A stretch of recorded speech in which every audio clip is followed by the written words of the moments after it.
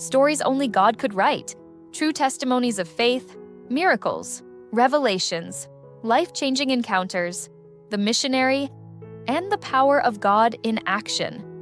Get ready to be moved, to be inspired, and to renew your hope and your faith. How deep does pain have to run before it turns into outright hate for the divine?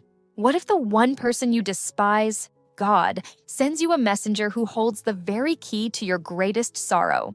This is the story of Sarah, a missionary in Charleston, South Carolina, and Eleanor, a woman whose heart was so hardened by grief that she didn't just ignore God, she fiercely hated him. It's the story of a confrontation that was destined to turn rage into rapid, transformative redemption. Meet Sarah Miller. She's a missionary in her late 40s, defined by a gentle persistence and an unshakable belief that every person, no matter how hostile, is only one conversation away from a moment of breakthrough. Sarah knows the feeling of spiritual wrestling. She had her own moments of doubt when life seemed unfairly cruel, but her faith solidified into an absolute conviction that God knows the intimate details of every human heart. Her biggest fear isn't rejection, but missing a divinely appointed moment due to her own hesitation. The story begins in Marion Square Park, a beautiful green space in the heart of Charleston. Sarah was there, fulfilling her mission work by sharing simple words of hope with a small group of women. Among them was Eleanor Vance, mid-30s, dressed impeccably, but with a palpable shadow hanging over her. As soon as Sarah spoke the name of God, Eleanor's entire demeanor changed. Her beautiful features tightened into a mask of pure contempt. Eleanor didn't cause a scene. She didn't yell. She simply gathered her designer bag and walked away quickly, her body radiating an aggressive, cold finality. Sarah, who is highly sensitive to spiritual atmospheres, felt the intensity of that hatred like a physical blow. She realized this was not mere skepticism. This was deep personal antagonism against her creator. Sarah knew better than to force a word in that moment. She let Eleanor leave, understanding that this battle required preparation. Sarah returned to her quiet home near the Battery. She didn't seek out other people that week. Her entire focus shifted to Eleanor. For 7 consecutive days, Sarah prayed intensely for this woman, asking for nothing but insight. Her prayer was simple and profound. God, my God, what is happening to that woman? Help me, please, so that your name is not shamed. For you are the owner of everything, and only you are God who truly knows the intimate heart of every person. During one morning of intense prayer, the breakthrough came. God gave Sarah a sorrowful, piercing vision. She saw a woman, Eleanor, though her face was streaked with tears, weeping uncontrollably. In her hand, she held a tiny blue baby shoe. She looked up at the sky, not with pleading, but with an expression of fierce, unadulterated anger. That was all.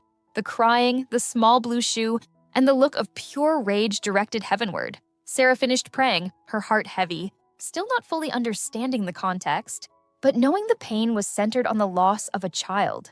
Approximately 2 weeks later, Sarah was on her way to the market when she saw Eleanor sitting alone on a park bench, the very park where children were playing nearby.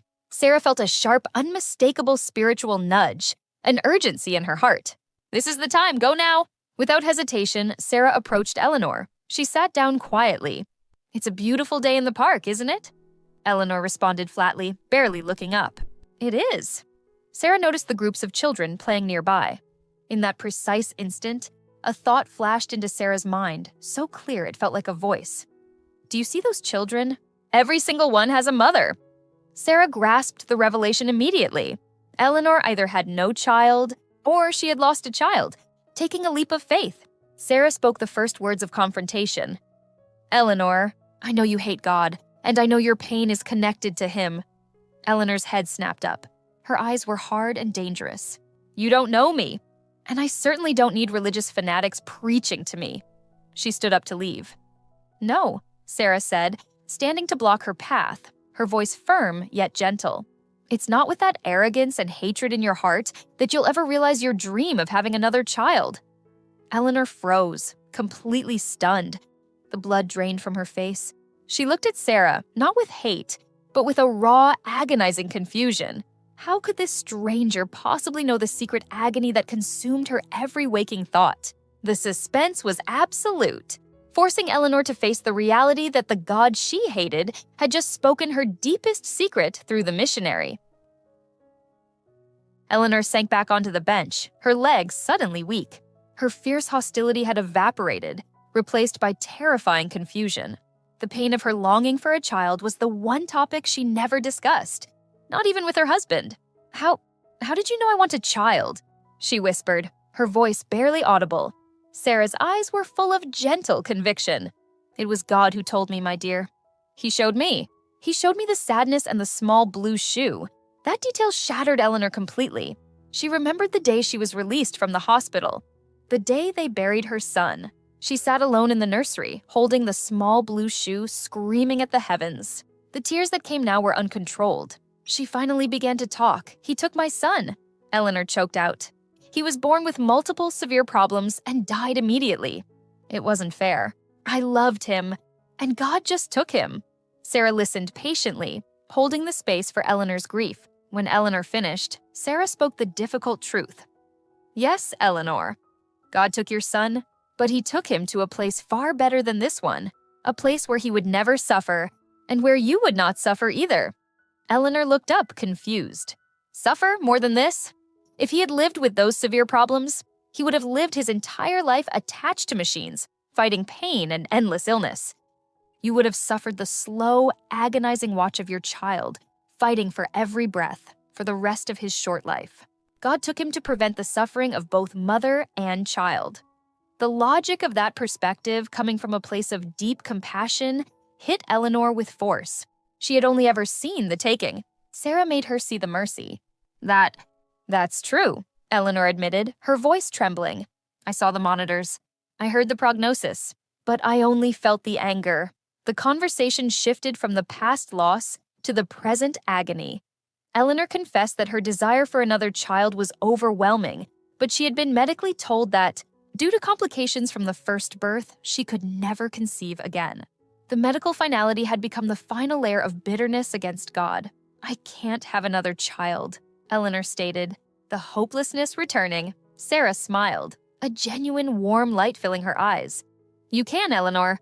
God wants to give you another child, one who will be healthy, who will play in this very park.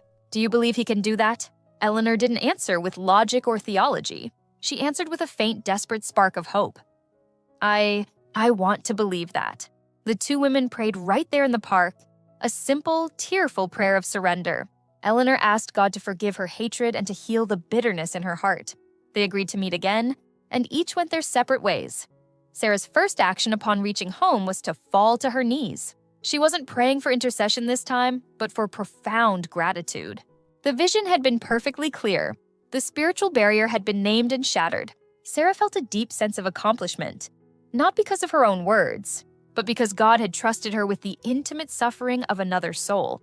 For Eleanor, the transformation was immediate and pervasive. The cloud of hate that had followed her for years lifted. She felt an unfamiliar lightness. The anger that fueled her days vanished, replaced by a quiet, burgeoning hope. She knew she needed to find Sarah again, not just for the promise of a child, but for the source of that promise. A week later, Eleanor found Sarah's small church address online and drove there. The church was closed, but she drove to the neighborhood and found Sarah's specific home address. Eleanor knocked on the door, clutching her purse, still nervous, but fundamentally changed. When Sarah opened the door, Eleanor burst into tears, but this time, they were tears of overwhelming peace. "I had to find you," Eleanor said simply. "I haven't felt this light in years. I prayed every day this week, just like you showed me. I apologized to God for the anger. I don't feel hate anymore. I feel forgiven." As the two women talked for hours, strengthening their new, powerful bond of friendship, Eleanor smiled, her eyes shining brighter than they had in years. "There's something else," Eleanor whispered. "It's impossible. It can't be true, but it is. I went to the doctor yesterday for a routine checkup. They ran some tests. Sarah, I'm pregnant!" Sarah gasped, jumping up to embrace her. The doctors had told her never, but God's word delivered on a park bench proved infinitely more powerful than the medical prognosis. The greatest revelation was this: God hadn't waited for Eleanor to heal fully. He healed her the moment she surrendered her hatred, proving his mercy was already waiting, perfectly timed. The pregnancy was the undeniable physical proof of the miracle. the final absolute truth that shattered all doubt. The doctors were baffled, referencing the previous medical reports that should have made conception impossible. But for Eleanor, there was no mystery. It was a direct gift from the God she had violently cursed only weeks earlier. The truly profound revelation was the immediate, total transformation of Eleanor's heart. She understood that her hatred was a chain, a spiritual barrier, and the surrender of that hatred resulted in the simultaneous removal of the physical barrier to fertility. God had waited patiently for her to simply drop her weapon of anger, and when she did, He restored her physically and emotionally. The reaction was one of pure, unrestrained joy. Sarah wept with Eleanor, marveling at the swiftness of the divine response. Eleanor's husband, initially skeptical, became a tearful believer the moment he saw the ultrasound image and heard the medical report confirming the impossible pregnancy. He looked at Eleanor and said, "The God you hated didn't just forgive you, He rewarded your surrender immediately." Eleanor's joy was profound. She immediately wanted to tell the world about the mercy that had replaced her grief. She felt an urgent need to dedicate her new life and the life of her unborn child to the God who had loved her even when she was His enemy. She insisted on being baptized as soon as possible. On the very next Sunday, just weeks after the confrontation on the park bench, Eleanor stood in the baptismal waters. As she was submerged, she felt every last trace of the bitterness she had carried for her first son's death wash away, replaced by the certainty of a future with her new child. Her commitment was total. She was born again, both spiritually and physically, with the miracle of a new life growing inside her. The friendship between the two women became inseparable. Eleanor gave birth 9 months later to a healthy, beautiful baby boy, whom she often took to play in Marion Square Park, the very place where her hatred had died and her hope was reborn. She is a constant witness in her community, sharing how God honored the prayer of a missionary and transformed a heart full of rage into a testimony of instant grace. Her final, powerful message to the world remains: if God can turn my hatred into a miracle, He can certainly heal the private pain you are carrying today. What burden of anger or grief are you holding onto that God is waiting for you to surrender? Remember to like this video, subscribe to the channel, and hit the notification bell so you don't miss the next powerful story of faith and transformation.